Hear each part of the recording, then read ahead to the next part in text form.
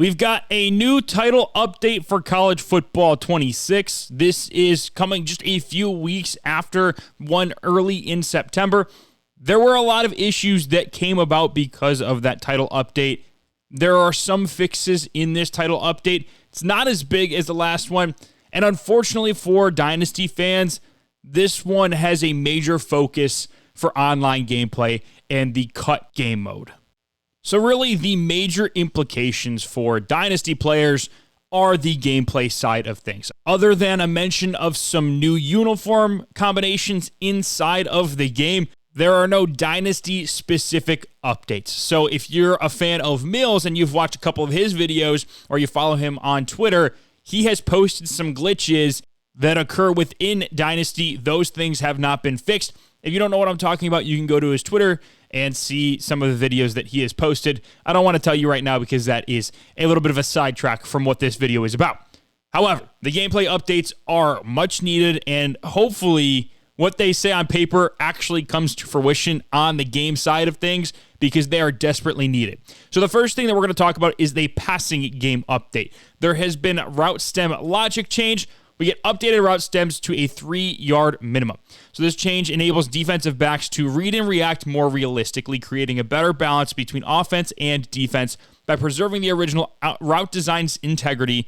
It's going to enhance the authenticity of the gameplay and promote a balanced dynamic between offense and defense. What we saw in the past is that you could route stem all the way down to literally 0 yards and create an unfair post slant corner route that the defense could not react to. By keeping it at a 3-yard minimum, you are basically hamstringing the offense's ability to cheese the CPU defender. Extended pass protection options. So now you get all pass protection options available in the coach adjustment screen. It was previously limited to just base, so you can go and change that in the pre-snap stuff. They also fixed a few broken plays that would always result in a fumble. Blocking is the next thing they discussed in the campus huddle breakdown. Running back blocking improvements. When running backs are handling Texas stunts, they do so more effectively when using half-side protection. It also fixed an issue where pass rushers were unable to consistently trigger pass rush moves and would just remain in a blocking loop. To me, this was the biggest problem since the most recent title update till today. You could not generate any sort of pass rush, no matter how much better your players were than the CPUs. It was impossible. You had to blitz. You had to run stunts. This needed to be fixed. The fact that it took 3 weeks to get there is a little frustrating, but we finally got it, and I'm hoping that it actually plays well and it doesn't start reverting to instant block sheds, because that, again, we can't have both sides of the spectrum. We just need a good middle ground where sometimes it works, sometimes it doesn't. But there are so many times, and you might see it in the current gameplay that you're watching, where your defensive line does not disengage from the offensive line no matter what. It creates a massive pocket for the CPU to just sit in, and they dice your defense up all day long. This was a must fix, and I'm hoping that it actually works. They've also tuned to allow defenders to attempt pass rush moves more frequently on each play. I love it. Anything to help out what we just talked about, I'm all for. They tuned to increase defender super win chance for pass rushers with equal or slightly lower ratings than the blocker. Previously, pass rushers would only get super win outcomes when rated higher than their blocker. Now they've increased the range to allow for more super win outcomes, even when slightly rated worse than their blocker, to increase pass rush effectiveness globally. I'm all for this. I think that you shouldn't just be able to super win like that if you have better ratings. If it's slightly worse, it makes sense that sometimes you get the best of your blocker. They've tuned to increase bull rush push of the blocker towards the center of the pocket to increase natural pocket degradation. This was another big thing. So when your defensive tackles would rush the passer, they would simply just stand there. There was really no pass rush. They didn't move the pocket backward. They stayed at the line of scrimmage. It was the most frustrating thing ever because you could not get the quarterback to get moved off his spot. He had free lanes to run. There was, just awful place the defense has been in the past couple of weeks. So these are massive fixes. Hopefully, again, like I've been preaching, hopefully they actually work and it doesn't create any more issues. And then they've also fixed some specific play issues that were resulting in either instant pressure or offensive pass interference. QB contain is my second biggest gripe of the past couple of weeks because it was working fine until the last title update. And then ever since that title update happened, it has been atrocious. Your players do not contain at all. And on the off chance that they did, they would immediately get out of that contain if the quarterback tried to scramble, which seems counterintuitive to what the contain is actually there for. But let's go through what they actually fixed. So QB contain versus play action. On play action plays, contain defenders will no longer use the surf technique, which limited their ability to set the edge effectively. This is massive, massive, massive news because it was so frustrating playing the pass, running QB contain, and you would still get naked booted because for whatever reason, your defender decided they were going to play the run halfway and then make a decision to go after the quarterback. Great fix. The reason why I'm containing is because I do not want that to happen. So thank you for allowing my contain to actually work in the way it's supposed to. They've also improved contain logic. So on normal pass plays, contain defenders will no longer abort contain assignment prematurely, while the QB is still a scramble threat. This enhancement to QB contain allows defenders to disengage from blocks more responsively and at more appropriate times, enabling them to take smarter pursuit angles. As a result, they're better equipped to maintain outside leverage and effectively contain mobile quarterbacks, reducing the likelihood of extended scrambles. This is phenomenal. We needed it. I'm so happy we got it. They've also fixed an issue when defenders in QB contain were not appropriately steering themselves into the appropriate position to be able to effectively set the edge. I noticed that even when you had a contain, guys were still able to break the pocket.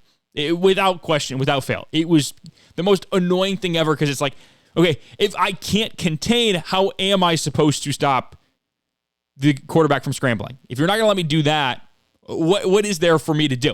In the run game, they fixed some play-specific things. Not too much of a big deal there. And the last big thing they did in terms of gameplay was based on coverage of RPO defense. When you set your RPO pass key coach adjustment to conservative, defenders will now cover the seams and the flats instead of playing their run fit assignments. Thank you, thank you, thank you, thank you, thank you. This was the most annoying thing. When someone was RPO passing you to death and you knew it was coming, you would say pass, you would say, hey, play the pass first before you play the run, and they wouldn't. It was the most frustrating thing. Thank you for finally fixing it. Zone defenders now react more reliably to RPO passes when coach adjustments are applied. Again, this kind of goes back to the first part of the coverage little synopsis. This is huge, right? If I'm going to play zone so that if you're not running an RPO, I feel more comfortable in my ability to shell out my defense, then I should be able to still play the RPO pass if I have my settings set to playing the pass. The fact that that can actually work now is pretty cool. I appreciate EA for taking the time to make the defense feel like it actually has a chance to win. Some things that weren't in the update that I would have liked to see, and I'm not sure how deep of a problem they are, so I'm just going to throw these out there because it's things that I've noticed. Overall defensive play recognition feels like an all-time low right now. Safeties do not react or take a good path no matter what their overall is. In this series, I have Koi Parrish as my free safety. He's a 95 overall with insane play recs. He plays like a 72 overall safety. Doesn't make any special plays. Is not a smart player by any sense of the means. Like, there would not be a difference if I did not go out and get him in the offseason.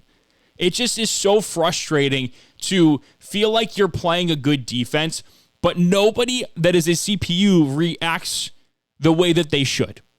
And the pursuit angles from safeties or corners, either one coming down the field, is atrocious still.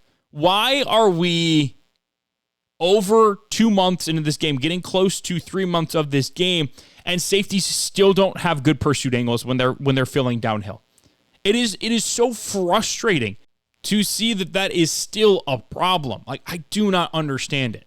And then the other thing that I've noticed recently, more so than I did earlier in the cycle of the game, is that DBs and really defenders in general do not play the ball at all, like the CPUs. Like, if the ball is in the air, it feels like they are fifth graders with their IQ and their abilities. For whatever reason, it feels like the offense is always in a much better position to come away with the ball than the defense is. And I hate that because every time there's a ball in the air, I want to click on, but I know that clicking on is not going to put me in a position to succeed. But then I have to rely on the CPU who might not even turn around for the ball. It just is infuriating. I really do hope these gameplay adjustments make a difference and actually make the game feel like a football game that's not completely one-sided.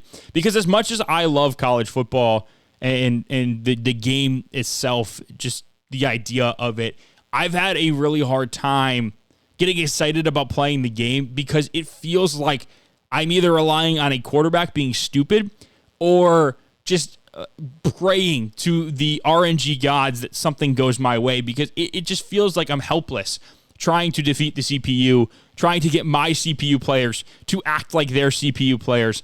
It's just, I couldn't do it anymore. So we're finally getting a fix. Hopefully it goes the way that we need it to go and the game is actually playable from the defensive perspective.